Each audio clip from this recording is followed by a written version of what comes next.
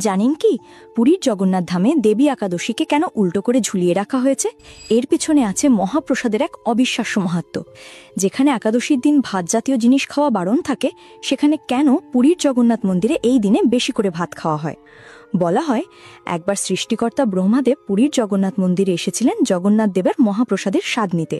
কিন্তু ততক্ষণে মহাপ্রসাদ শেষ হয়ে গেছিল। বাইরে একটা জায়গায় অল্প একটু ভাত পড়েছিল, যেটা একটা কুকুর চেটে চেটে খাচ্ছিল। ব্রহ্মাদেব মহাপ্রসাদ খাওয়ার জন্য এতটাই উতালা হয়ে পড়েছিলেন যে ওই কুকুরের সঙ্গে বসেই পড়ে থাকা ভাতগুলো উনি খাওয়া শুরু করেন।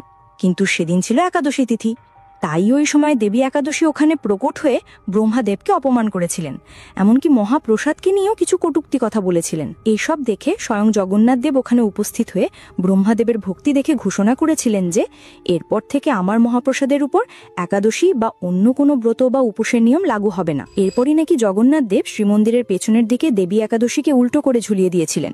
তাই একাদশীর দিন পুরীর জগন্নাথ মন্দিরে মানুষ বেশি করে মহাপ্রসাদ খায়। এমনকি যে কোনো ব্রত বা উপোসের মধ্যেও মহাপ্রসাদ গ্রহণ করা যায়। যদি সত্যি ভগবান জগন্নাথের উপর বিশ্বাস থাকে, তাহলে ভিডিওটি লাইক ও সাবস্ক্রাইব করুন আর কমেন্টে লিখুন জয় জগন্নাথ।